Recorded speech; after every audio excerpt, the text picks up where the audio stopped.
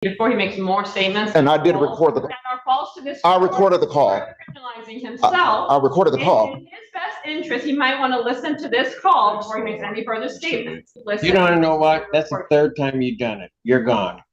Mr. Allen, take him. You better get Mr. Burgess down here because I want to hear those calls because he's interfered with it. This is witness tampering. The prosecuting attorney about the people.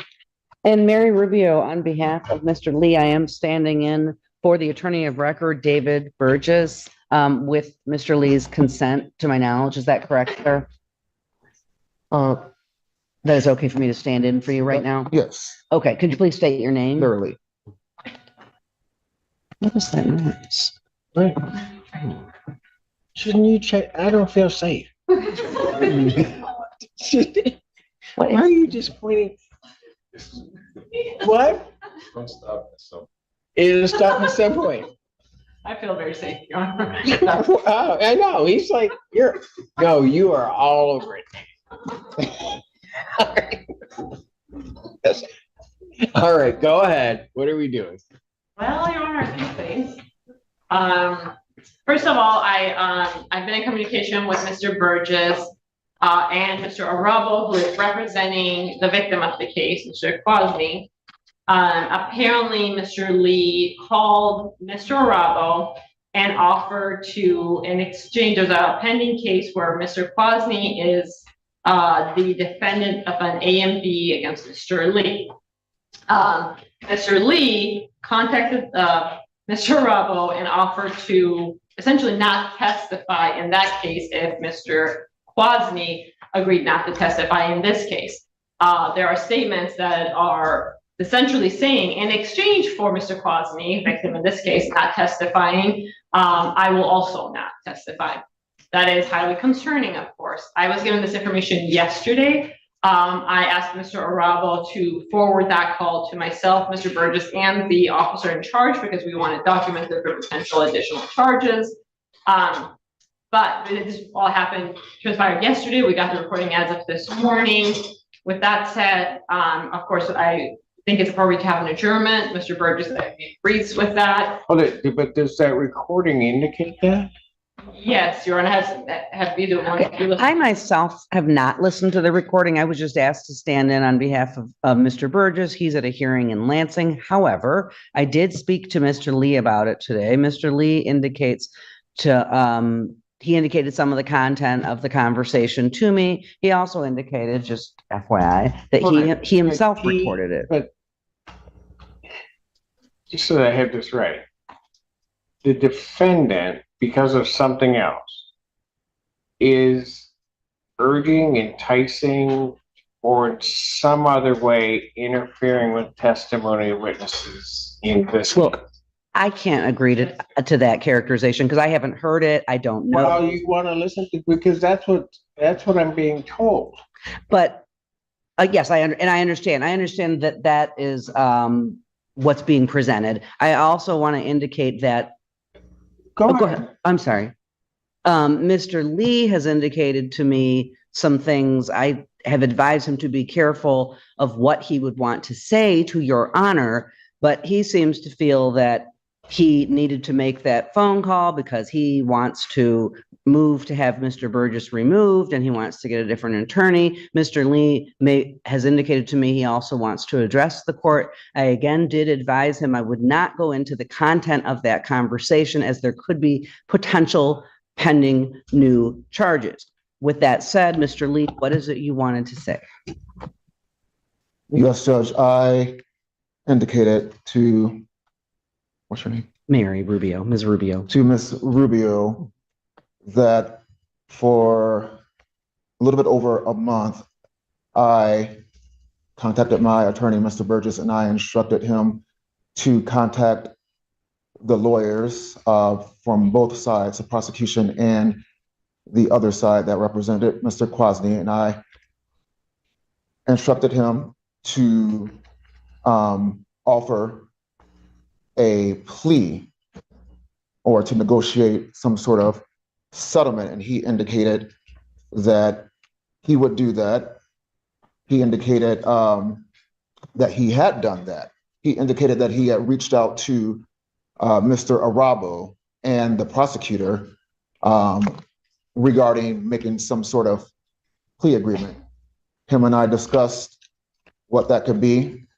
And so now, fast forward, yesterday, I contacted Mr. Burgess and I said, hey, have you reached out or have you heard anything from Mr. Arabo and the prosecutor? He said, and he indicated that he had not heard anything and that he had reached out to both attorneys multiple times. I knew that to be a lie. I suspected that to be a lie. And I knew that if I were to have him or to ask you to have him removed or substituted, that I would have to prove under Strickland versus Washington that he. I don't know. Are you a lawyer? I was, Mr. Lee, no, to my knowledge, no. so I knew that I had to prove that he was ineffective. I knew that I had to prove that our breakdown was egregious. So I recorded the call myself. And I called Mr. Arabo and I asked if Mr. Burgess reached out and discussed any sort of plea negotiations. Mr. Arabo said, no, sir. He had not had any communications with my attorney. So I confirmed with Mr. Arabo that he had not received any communications about any kind of negotiations with any kind of plea agreements on my behalf. I'm so sorry to interrupt Mr. Lee before he makes more statements. And I did record the. That are false to this. I recorded the call. Criminalizing himself. I recorded the call. In his best interest, he might want to listen to this call before he makes any further statements. In the call that was sent to us, there is indication there's no discussion of a plea, not what was sent to me. That was recorded by Mr. Arabo. There's very clear that there will be no testimony in his case if Mr. Consley agrees not to testify in this case. So I have the text messages. Further false statements are made to the court, which is not necessarily a problem for me, but I want to make sure that Mr. Lee's rights are preserved. I have the text He messages. might want to listen. You don't know what? That's the third time you've done it. You're gone. Mr. Allen, take him. You better get Mr. Burgess down here because I want to hear those calls because if he's interfered with it, that's going to be a whole other issue. I will try to reach him, but I know he is in Lansing, so I'm not certain. Well, even if he appears, right? Has Mr. Burgess heard the calls? I don't know, Your Honor. They were sent this morning. I asked Mr. Arabo to send them right away yesterday, and we received them this morning. Mr. Arabo can also be available via Zoom if necessary. All right. Okay. I'm just letting you know that what I'm hearing is extremely disturbing. I completely understand that. Your Honor. And so I'm gonna give an opportunity for the defense to give me some explanation, but I'm inclined at this point, I'm gonna hold him in custody. I'm inclined at this point to revoke his bond. I understand. Okay? Okay. All right. Thank you, Your Honor. Thank you.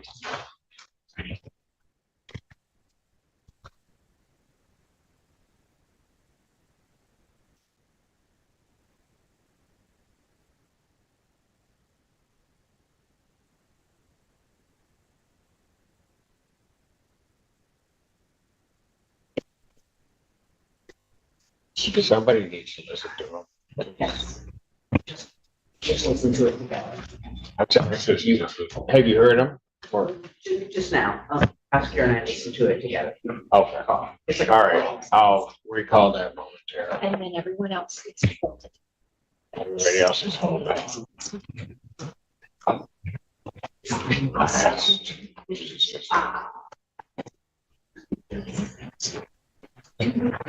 Andrew. Mr. Kennedy. Go down. Yes.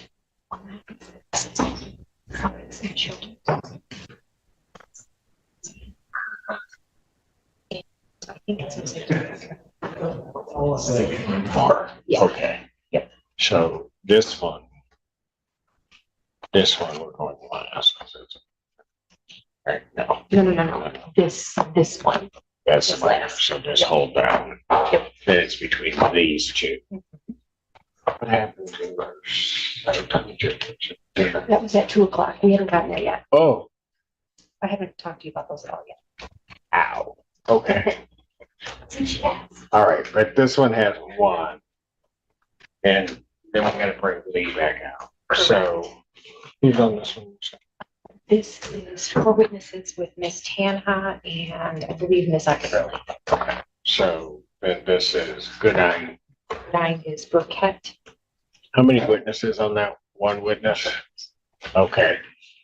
Get Mr. Burkett in here. We'll handle that one. I'm gonna take a brief break. We'll handle that one, then I'll get Mr. Lee out. Okay, Thank you, Your Honor. and deal with Lee. That's my order then. All right, Court Statement, Larry Lee. All right. Good afternoon, Your Honor. Marie Tinha, Assistant Prosecuting Attorney on behalf of the people. I forgot to wait a second. And Mary Rubio, again, on behalf of Mr. Lee, who is making his way to the podium.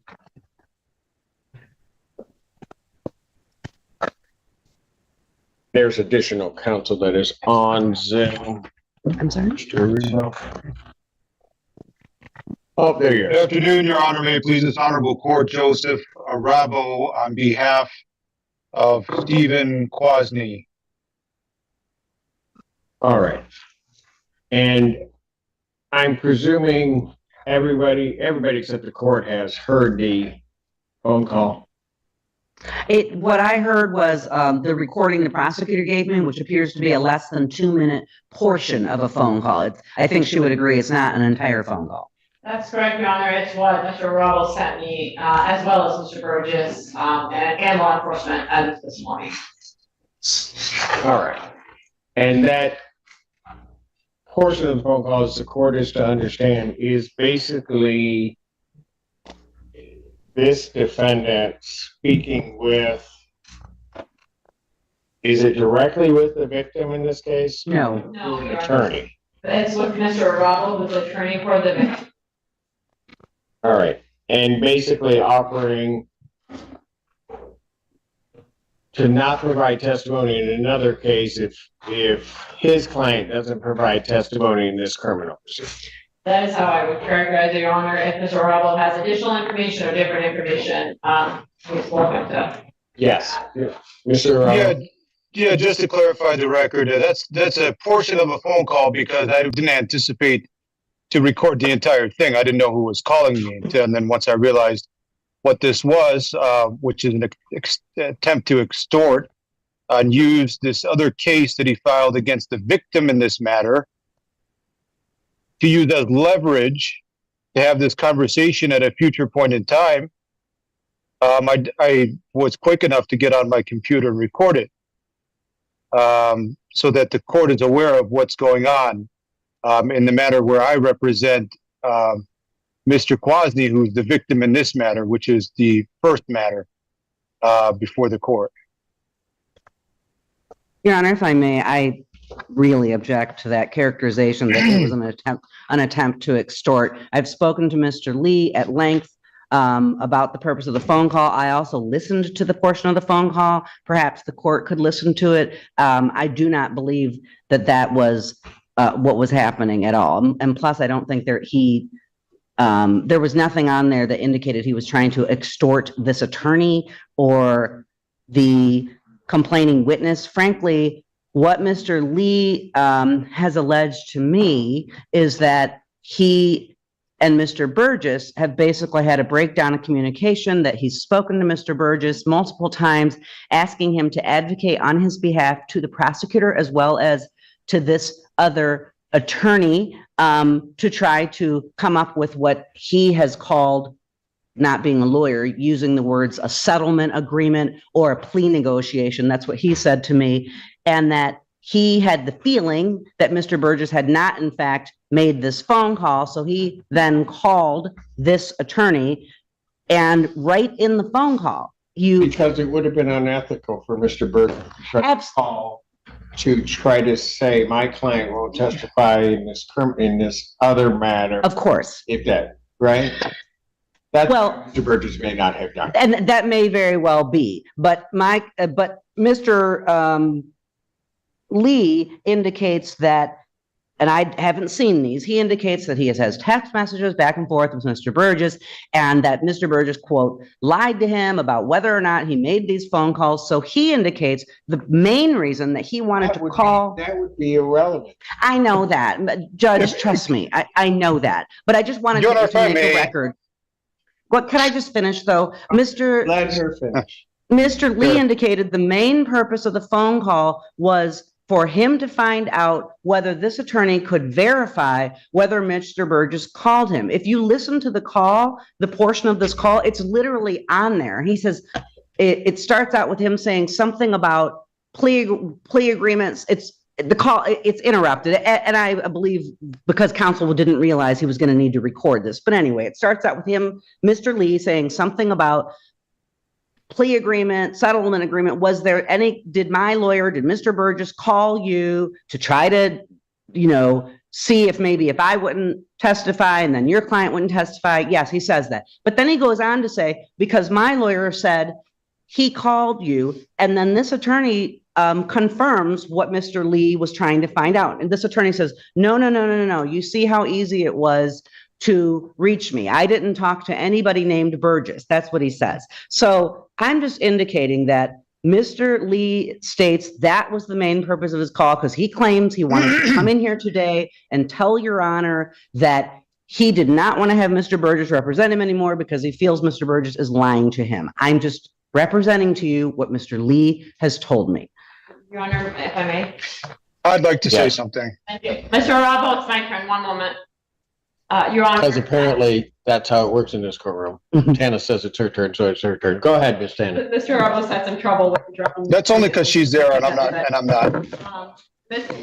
Your Honor, I don't really, quite frankly, care what's going on with the client relationship with Mr. Burgess, or claims Mr. Arabo is making about extortion. That's not something that people are going to get involved in at this stage. What I'm concerned about is there is a clear difference between a plea negotiation and two witnesses not testifying, one of them being Mr. Lee, the other one being Mr. Quadley, not testifying in exchange for something.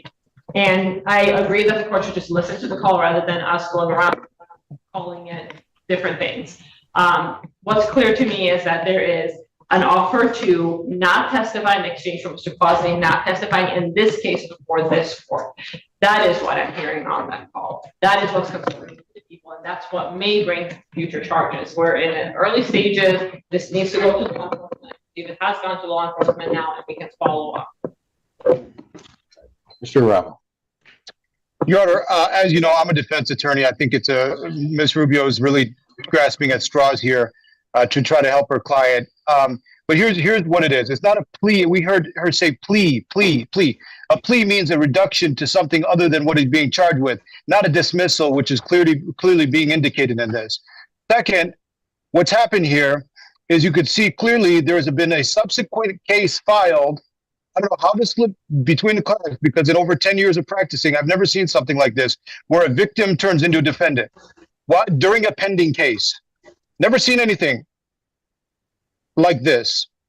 So Mr. Lee has done this intentionally so that he can one day use it as leverage to contact me or have somebody else contact me or whoever is representing Mr. Quadley so that he could use it as a negotiation tactic. And what he's engaged in is third-party communication to get through to Mr. Quadley in violation of his bond. That's number one. He's got a no contact order. Second, this is witness tampering. You don't want to call it extortion. Let's find something else. It is witness tampering. He's trying to tamper with Mr. Quadley using the leverage that he created. And I don't know how the prosecutor's office allowed this to happen. Somebody wasn't monitoring things properly, but this is what's happened. First ever time I've ever seen anything like this. And it needs to be handled. It needs to be handled. It's going to be handled. Okay. Can we listen to the call? Everybody Yes, listen to it already. Can somebody send it to Ms. Weidling, and I will then be more than happy to listen, or if there's an easier way for me to do it, I'll do it. Let's take the defendant back and Okay. or listen to the call. I can give my decision You have to go back. to you. I'll handle that coming back out. So.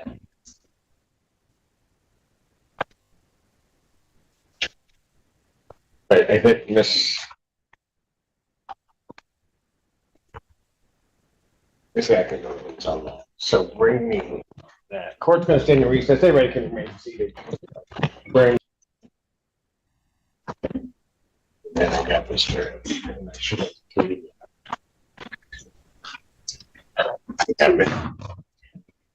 Now I got Kennedy Brown. And Got it. Yeah.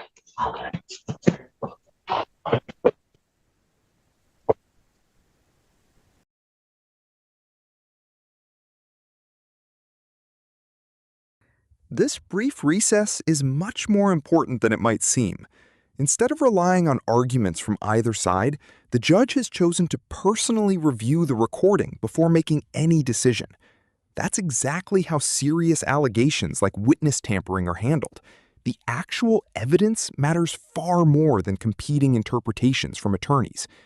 Once the judge hears the call firsthand, the court will determine whether the conversation was simply a misunderstood discussion about legal strategy or whether it amounted to an improper attempt to influence witness testimony. Whatever happens next won't be based on speculation. It will be based on the recording itself. If you were the judge in this situation, would you wait for a full investigation or would you immediately Court does take call action the, after recall the hearing case, the the evidence? People's State of Michigan versus Larry Lee. Good afternoon, Your Honor. Marie Tanha, Assistant Prosecuting Attorney on behalf of the people. And Mary Rubio on behalf of Mr. Lee, who is approaching. Get your name, please. Clearly. Okay. The issue is in this case that, first of all, we're adjourning the hearing over. I believe we are. That was what I thought we were doing in the beginning. Well, it's got to stay before we. So.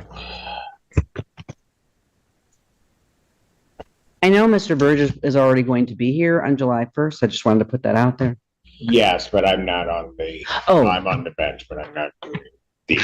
Okay. So. Set his preliminary examination July to defendant's request. So my next date is July 22nd, 2025, and that's another 12 p.m. start because God, I love that. All right. With reference to bond in this case, I've listened to the recording. I'm not going to say there's an over exaggeration or an under exaggeration. I mean, I think it's relatively clear when somebody very clearly points out an exchange or quid pro quo regarding me not testifying and this other person not testifying, and that is the exchange. I don't know that you get a clearer indication of somebody that is attempting, and especially when they circumvent their attorney, of somebody trying to sort of tamper with and obstruct a case. It couldn't be clearer. I mean, and quite frankly, I don't think there's any design to necessarily frost it over or anything along those lines. I think the idea or what Mr. Lee is saying about what Mr. Burgess wouldn't do is quite frankly just a ruse to hide his own desire to have the exchange that he was speaking with counsel about. Given that, and the court having heard that, with reference to this case, the defendant's bond is hereby ordered revoked based upon the court's hearing of that bond violation. Your Honor, can I just raise two issues? Before all of this happened, Mr. Lee expressed to me and attempted to express to the court his, as I'm sure the court has gleaned, his displeasure with Mr. Burgess. So I do think there, given some of Mr. Lee's allegations against Mr. Burgess, it may be best if someone else is appointed to the case. I know he doesn't want Mr. Burgess. And that's fine. I don't know whether or not he doesn't want Mr. Burgess or not, because I think, as I'm indicating, I think that notion of Mr. Burgess not doing something and then his checking is simply a ruse for him to try to get the message that I want this quid pro quo, this exchange. And I'm not accusing Mr. Burgess of anything. I'm just trying to represent what Mr. No, Lee has and told me. I understand that. And Mr. Lee I is think about when jumping you- out of his skin trying to talk, just so you know. And so when you talk to Mr. Burgess, if Mr. Burgess, if he believes that that's the appropriate step, he can bring that motion before this court and the court will hear it in Okay. the day that I'm on. Mr. Lee, I will let you talk in a moment, but I'm going to finish this. Revoking your bond because of what is a clear violation of the bond regarding, I think it's an attempt to try to get indirect contact as well as obstruct these proceedings. Because that was accomplished in the manner it was, and I'm not sure that I can trust you with reference to no context and the like, we're at least going to get through this. I am going to, subject to a hearing, defendant's phone privileges for the jail are also revoked. What did you wish to say, sir?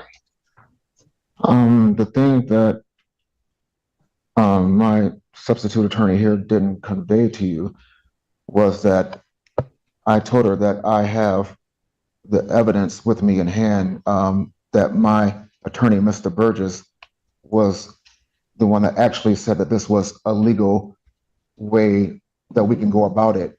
And no, I'm not. You know what, Mr. Lee, you might as well stop right now. I have the text Because message. no, I'm going to tell you, I don't know if you're misunderstanding something or what, but you are not. Mr. Burgess has appeared before this court.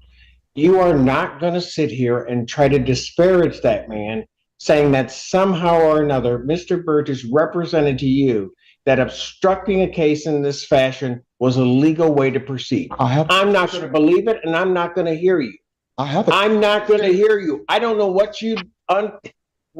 how do you not understand what I'm telling you? Now, if you've got that information and you think that's what it says, you get it to counsel and the court will take a look at it. But you're not going to sit here and disparage that man. It is not going to happen. I'm done. Bond revoked. Take you. Thank you, Your Honor. Yeah. Thank you, sir. Appreciate your wait and patience online. No problem, Your Honor. Are you still on the record? Pardon? I am. Are you still on the record? I'm not sure who this kid is or what he's capable of or what sort of messages you can get out to other people. But if the court could put a no contact order because somehow I've become a witness in this matter, I'd appreciate that. A no contact with you? Yep. I don't want to be contacted by any third parties. I want out of this thing and I want to be done with it. Didn't ask to be here.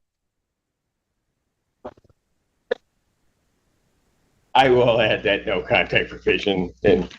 Yeah, one of those, Your Honor. But counsel, why don't you let us know how you really feel? I know. All right. We'll take care of that. I think the courtroom's been through enough today. Contact. Thank you. Appreciate it. Thank you, sir. Take care. Bye-bye.